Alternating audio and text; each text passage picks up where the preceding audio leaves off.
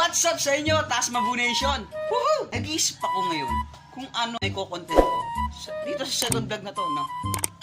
Dahil lahat ng iniisip ko nung una ay naubos na doon sa first vlog ko.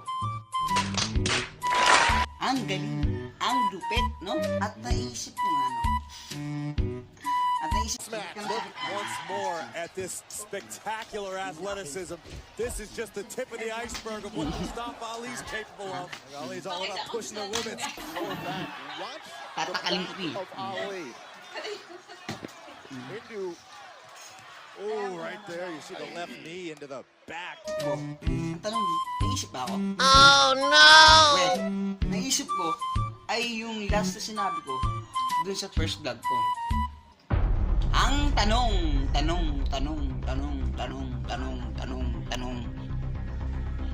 Nanood ka ba dun sa first vlog ko? Di nga.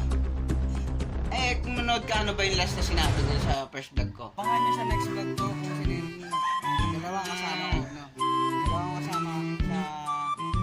Sige, sabi mo eh. Yun nga, gaya nga ng sinabi ko sa first vlog ko, may ipapakilala akong dalawang malaking tao dito sa vlog na to. So, bago muna yun, roll, intro.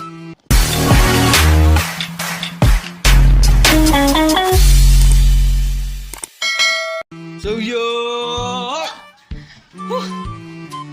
gaya nga ng pangako ko sa inyo, no, na ipakilala yung dalawang malaking tao sa aking second vlog, ay i-set up ko muna dahil may Zoom meeting ako, aking cellphone. So, wait lang ha. A few minutes later.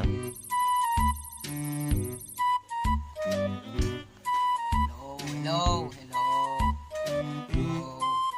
Ayun na. Yun no? O anak, kamusta ka na dyan? Okay naman po ako, direct. Kaya po, kumusta mo? Ito ba ang mga pag-uusapan natin? No? Teka lang po, direct. Antayin lang po natin yung isang kasama natin para isang lapagan lang tayo ng mga plan natin o plano natin. Ay po, magandang araw po sa ating lahat. Yun no? Dahil nga po nasa vlogging, may channel na po tayo sa YouTube. Nais ko po kayong ipakilala sa aking mga audience. Kaya naman. Ano bang mga lead natin? Dahil ako nga napakapagpakilala nung sa first vlog ko. Kayo naman. Ganon. So ikaw muna mauna no, SK Maabu. Yes, ikaw muna. Basta kay Andrew ka, bumoto ka, di ka na mabibigo pa sa kanya. Lagi-lagi kayo magsasaya, sayang. Magandang araw sa ating mga kababayan.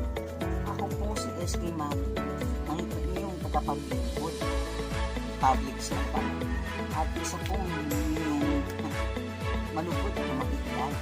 Ako po ang inyong tagapamahala sa Pinat Bikes at sa marami pang proyekto ng Tasmabu. Ako po si SK Ma'am. Magandang araw.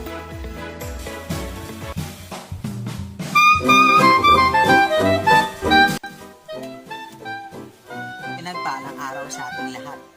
Ako po nga pala si Direk Tasma. Ako po yung namamahala sa blind spot photography.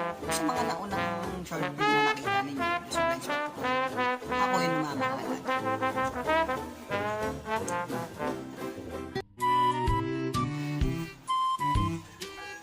So, napagpakilala ko na, no? Baka pwede makaalis na ako, no? Oy SK, huwag ka naman ganyan no. No. Yeah. Easy. Muna kayong malis, huwag niyo muna kayo Yeah. diyan. May pag-usapan pa tayo. Sana all may tayo, no? Sana all. Look, yung drama na ito. Minsan lang, Derek, pagbigyan mo na. So yun nga po, Direk. Ano-ano po ba yung mga future at yung mga susunod pa natin gagawin dito sa Tasmabu TV? At yung mga okay. nakaraang nagawa na natin during lockdown at quarantine period.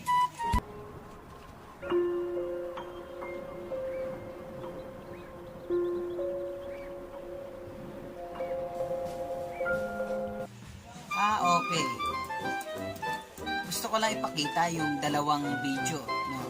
Yung bago at pinakamalupit na inilabas natin sa Blind Spot Photography. Una, yung pinamagatang hahaga ako. Ayun ang refleksyon ng mga tao sa nangyari sa lockdown. Yung bigat ng depresyon at tagal ng orasyon ay kumbaga tumindi. At yun ang nabuo namin na ideya dun sa Blind Spot Photography. Para sa bayan, para sa kabataan, para sa kahirapan, para sa kababaihan. Teka, asan ang para sa inang bayan? Yung isa naman ay yung patungkol sa bakit ako.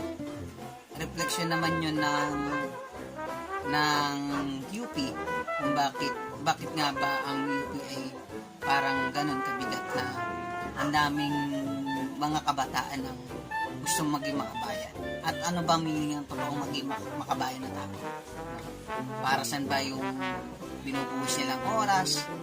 Ayun nandoon sa bakit ako na parang short film. Ang galing, ang lupit. So, ikaw naman, SK Mabu, ano po ba yung mga abangan natin? At yung mga nakaraang ginawa na natin dito sa Taas Mampu TV? At abangan nila, no?